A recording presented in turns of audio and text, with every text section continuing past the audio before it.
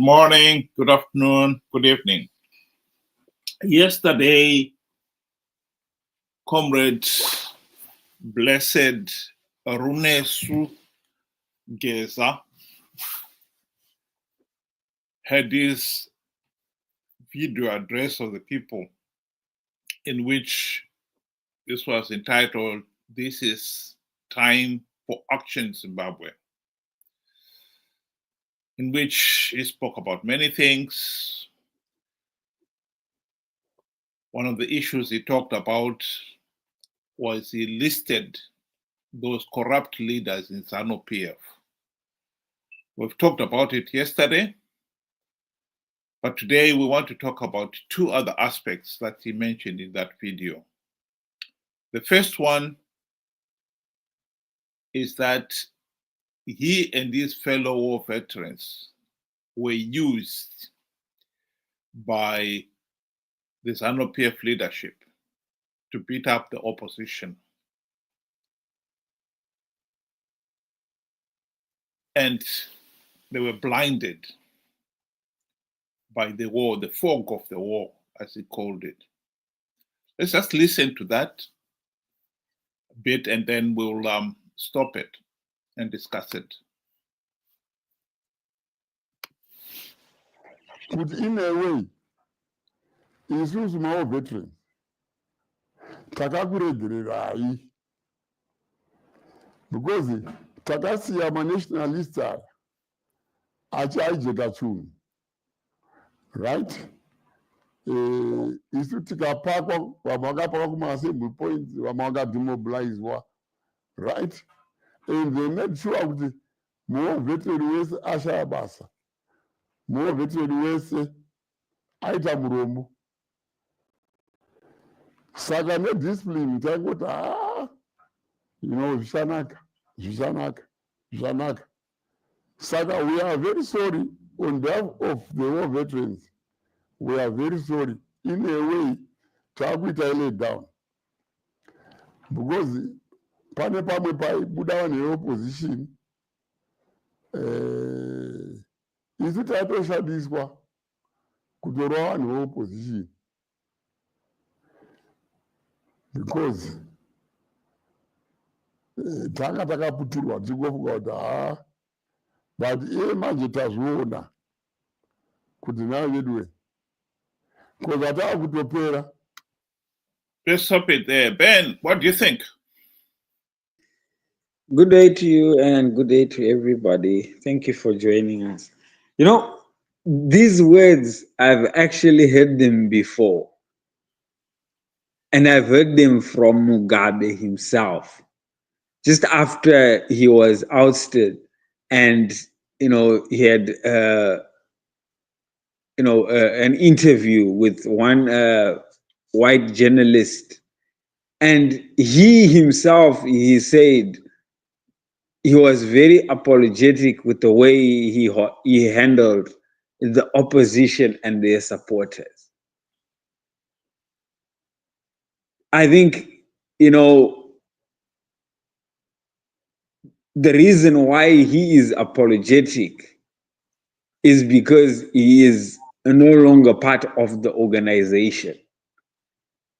If he was part of it, it would have been business as usual. If he was benefiting from it, there would have been nothing wrong. I think we've seen this from, a couple of characters that, fell out of Zanu PF, that they come with, these apologies with the way they handled certain situations and that, they were being used. I don't believe it. No, not one bit, not at all. Well, I totally agree with you.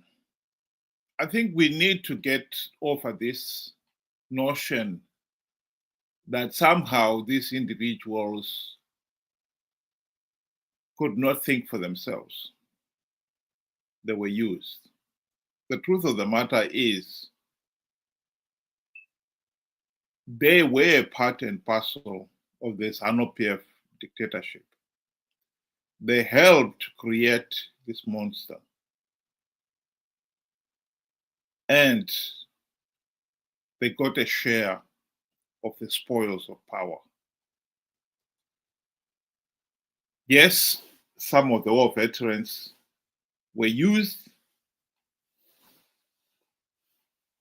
but never got the share of the spoils.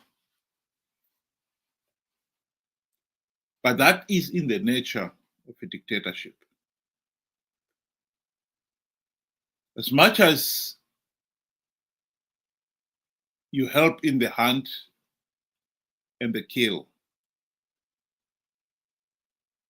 it's not everyone who gets a share, because those at the top of the pecking order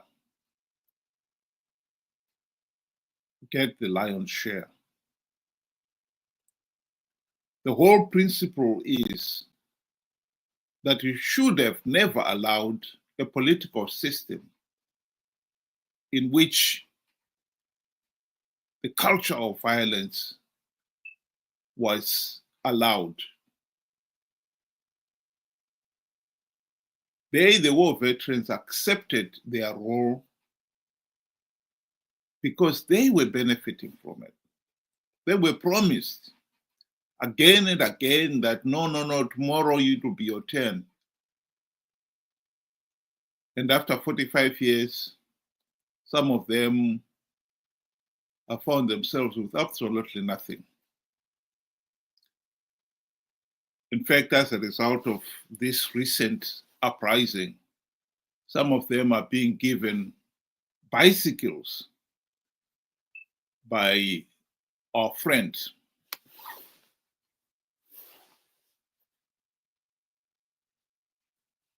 Mnangagwa. This is the political reality that we are facing. But I think as for expecting the people to accept that this was somehow the war veterans were being forced into accepting the dictatorship and fighting for it out of loyalty because of the war, that is utter nonsense. The war veterans, like Blessed Gesai himself, knew what they were doing. And the likes of him actually did benefit. In one of the videos, he was talking of he spent $1 million of his own money to sponsor the 2017 military coup. Where did he get the money? Of course, he got it through corruption. That is at the heart of the problem here. And so for him to be pretending that somehow they were being coaxed into this, it's utter nonsense. Well, let's listen to the other bit of this interview in which Gesa talks about the time for action in Zimbabwe.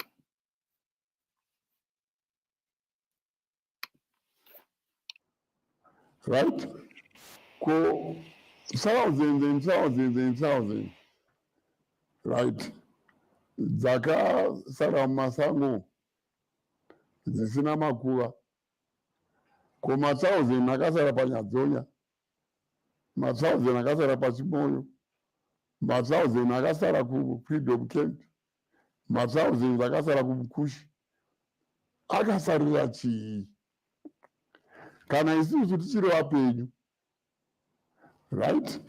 Tichisiya nyika iri mumaoko memacriminals because of Mnangagwa spy yakatiwa neredivision special branch. Povu yedu nana mjibha vedu sana mjibha vanenge vachikonyeperwa. Yodanai mazita ikoko. Muranai mazita ikoko. You know, so it's 40 years down the line. Right? Hapana chabuda. Saka ndiri kutaura kuti tazvipira isu pavo veterans. Tazvipira pavo veterans nepovo yose yeZimbabwe. Right? Tichipa direction. Kuti toda kusiya nyika iri mumaoko makanaka. Toda kusiyira nhaka. Right? Tabvisa nyika Mnangagwa nematsotsi ake. Ndinokutendai muri weZimbabwe, uyai neuwandu hwenyu, but iri basa taunotaka kutoita rematsotsi nemapolitical criminals. Renyu hombe munoriita kuti one first. Tokudai mose. Toda kuti tiite inonzi uprising from Plumtree to Mutare, from Zambezi to Limpopo. Well, part of the action that you was talking about, Ben, I'm sure you have seen some of the reports of the firebombing of cars belonging to some of the individuals named as Mnangagwa's allies. Have you seen it? Yes, I've seen the car bombings, but you know, I'm really not buying into the whole setup because it's just too convenient, you know, for me. I mean, with the amount of hijackings that are happening in Zimbabwe, who leaves their car, you know, outside the premises? Some actually had, you know, a juro hole and gated. You could see, you know, you could just easily park your car inside, you know, to be protected. Why leave it out there? You know, it's just too convenient. It's just too obvious. So I'm quite skeptical about that, you know. But coming to what he said, you know, when he talks of Chimurenga, I thought that, you know, the whole idea or the mission behind Chimurenga was to create equal opportunities for Zimbabweans. Those that went to war, those that, you know, ran errands during the war, and those that, you know, that remained at home looking after the families of those that had gone. So basically what I'm saying, everybody played a part in it. And, you know, the whole idea or the mission behind the Chimurenga was to create an equal opportunity for everybody. Somehow, somewhere, the war veterans and Zanu PF decided to make the whole thing Chinchedu.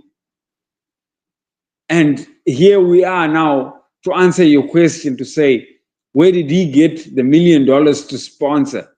They had made Zimbabwe Chinchavo. This is why I don't buy into his apologies. It's just that you have been kicked out, or you have been, you know, shunned of late.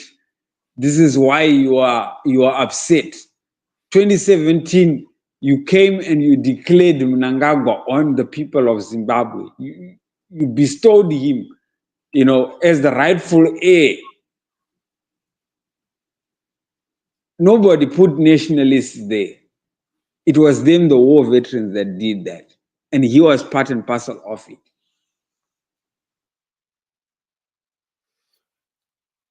Yeah, I think what needs to be said here is that I would not put it beyond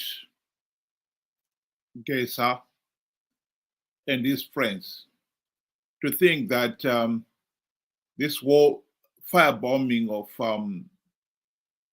the so-called corrupt Mnangagwa, part of the corrupt Mnangagwa cabal, is the way to go. I won't put it beyond him. These are people who have always believed that if they don't get what they want,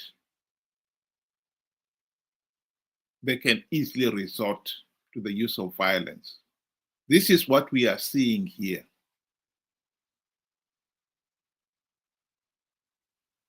One has got to ask, when is this culture ever going to end?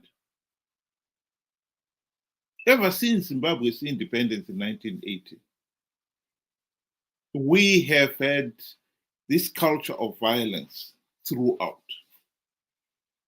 It started, of course, with the 1983 to 1987 Gukurahundi. When the late Joshua Nkomo and his colleagues signed the Unity Accord, people thought, okay, fine, maybe now we can finally have peace. They were wrong. Because Zanu PF, all the elections that the nation has ever had, Zanu PF has seen to it that they were not free, fair, peaceful, and credible. Zanu PF has used fear tactics to make sure that they win the elections. This culture of fear has been an integral part of our political reality ever since independence. The most notable, of course, of the election violence was the 2008, where Mnangagwa himself was the commander of the so-called Joint Operations Command, JOC, which is just a junta comprising of the top brass in the army, the police, the CIO, the prison services, and a select few individuals. And the level of violence they used that year was directed at punishing the ordinary Zimbabweans for having dared to reject Zanu PF. In fact, this was classical of what Geza was talking about earlier on, when he was talking of how we were used by the nationalists. Here is a clip that I've played so many times, and I think needs to be played because that encapsulates the culture of violence that we have seen in Zimbabwe. 2008 patakaita ma-elections pakaposa papinda Tsvangirai ndandiri election agent ya-president. Ma-results abuda tiri pa-party headquarters vamutasa vanga vari secretary vedu ve-administration vamutasa muripi ndafona ndiri kwarusapi komogwenda kwarusapi seka ma-results achibuda kudai vanga aiwa zvako izvo Mnangagwa ndezvako endaenda kumusha ofisi vanga vabisa zvinhu zvavo zvose vatofunga kuti Zanu yadini yaparara. President ofona zvakamira sei kati ndomamira zvakaita takatodini kateda sei manje mama ndikati abvudzai baba nditaurira baba gadzirai politburo cabinet musarangarira zvimwe zvinhu gadzirai chi cabinet asi nangoda kuti muzive kuti 2008 ma-results abuda vamutasa vakatiza. As a country, we face a generational transition. Vana vesa vari below 35, they are crying out for help. The country is in a mess. Arusuru, we know we are inheriting a mess. We know this country has been left with nothing. I'm assuring you that starting from tomorrow, you'll see a different nation from what you have seen or read on the news about these results and everything. Where we are going ahead there, the situation will be very different. What we said to our people, they could not see with their own eyes. We are going to act as we see it fit. We are prepared to go the whole distance.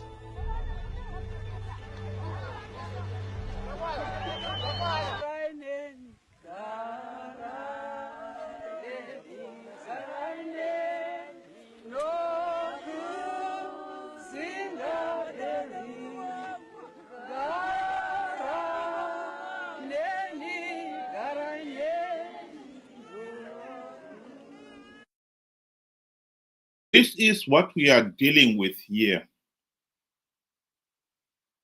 We have got to address this fundamental problem, the culture of violence. As much as Geza is apologizing 1 minute about violence and the use of violence against the opposition and the defenseless ordinary Zimbabweans, the next minute is talking of violence against Mnangagwa's allies. In other words, we have got a political system where the only change can be brought about by those who have got the means to carry out acts of violence. This has been at the basis of our political system. If you do not have the means to carry out violence, you are nobody. You will never change anything. So it comes back to what we were talking about earlier on. Is this the Zimbabwe we want?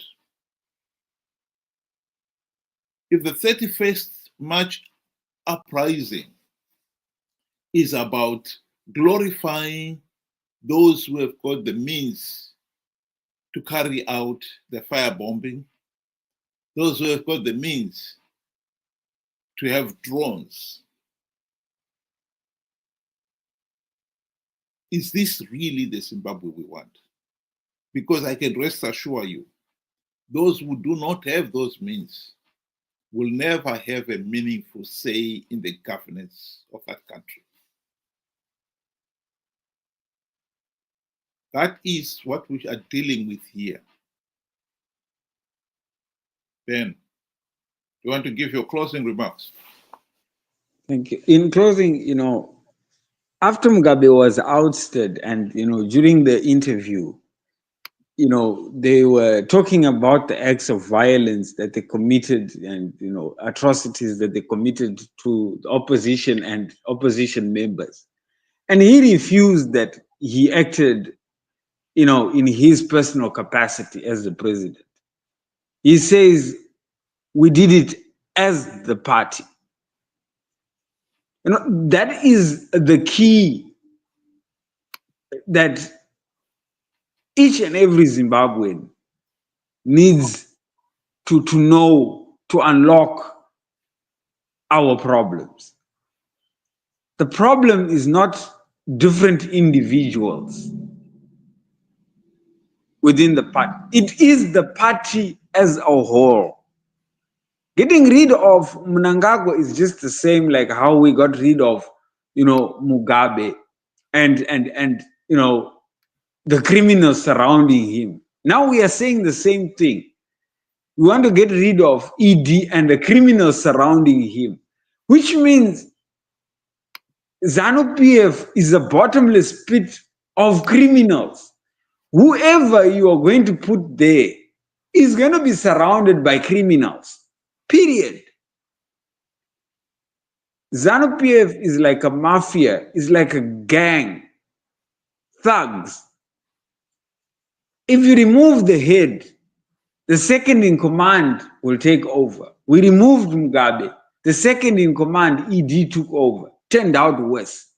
Now we want to remove ED to put Chiwenga. It will turn out the same. It's a no-brainer. Whoever thinks Zimbabwe is going to thrive under Chiwenga, I will remind you that this is a guy that fired all the nurses just because they wanted a pay increase, a fair wage.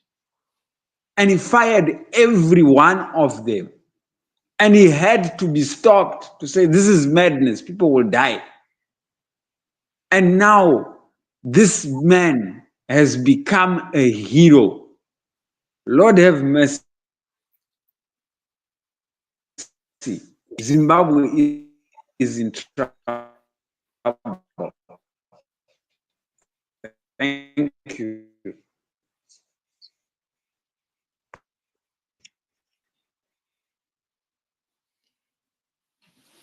Well, my closing remarks will be to remind Zimbabweans that Zimbabwe is not the only country that gained its independence through an armed struggle. But we also seem to be one of the few countries that has failed to deal with the problem of an armed struggle, throwing leaders who think they and they alone have got the answers to all the nation's problems. They have the divine right to rule the country. And whenever that right is challenged, their first port of call is to use violence. This is what we have with these war veterans, with the army, with the police, with the CIO. If they don't get what they want, they are quick on the draw. I think Zimbabweans, we need to sit down and say, no, we don't want to live in fear anymore. We want all Zimbabweans to have a meaningful say in the governance of the country. And this whole idea that only the war, those who fought in the liberation war have a say is ridiculous. It's at the heart of our problem.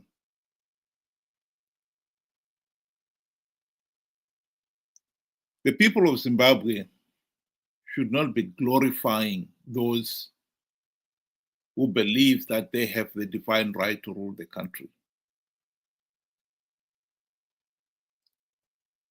Geza believes that he and his colleagues, his fellow war veterans, are the ones who knows what is good for the country. And by God, they are going to impose it by waging another war. The people of Zimbabwe should be very careful that they don't support it, because this can easily escalate into a civil war. There are some reports that are already saying that some soldiers have deserted with guns.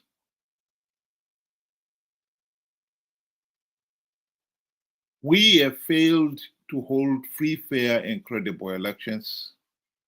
And this is the reason why Mnangagwa is still in power today. We should have addressed that problem with the urgency and seriousness the matter demanded. I'm shocked that millions of Zimbabweans out there, even today with the benefit of hindsight, still have no clue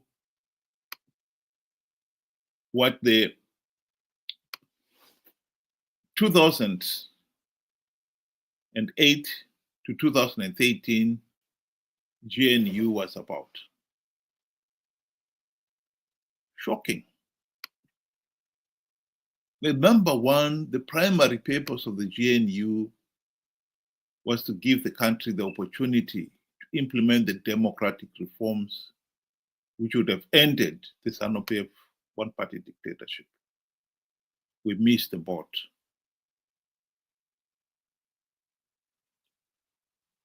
And ever since, people have been participating in these flawed elections on the mistaken belief that CCC would win rigged elections because they've devised strategies of winning rigged elections.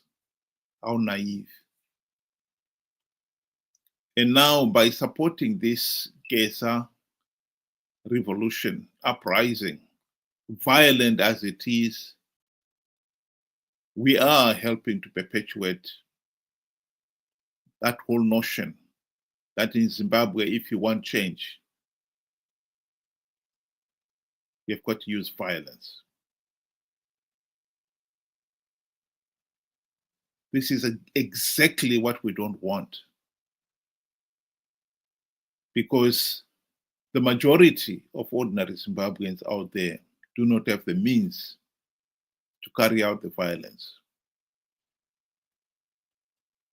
And we also know that Mnangagwa and his cabal, there is nothing they would want better than a violent confrontation. We had the opportunity to force the regime to implement democratic reforms so that we have free, fair, and credible elections. That should be the way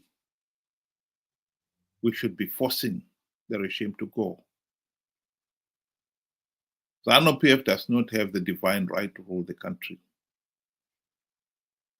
Our failure to get the regime to implement reforms because we ourselves took our eyes off the ball is our problem. The immediate problem right now is not to repeat the mistake we made in 2017 by supporting the military coup and gave Mnangagwa legitimacy. If we join in the uprising starting Monday, we will give Geza and company the legitimacy and will have endorsed the notion that those who have got the means to commit the violence have the right to do so and to decide the nation's destiny. Those of us who do not have the means are forever condemned to be third-class citizens with no meaningful say in the governance of the country. This is what this is really all about. Think about it. Thank you very much, those of you who were able to join. And we hope you'll be able to do it again tomorrow, same time, 6 o'clock UK time, 8 o'clock Zimbabwean time. Good night.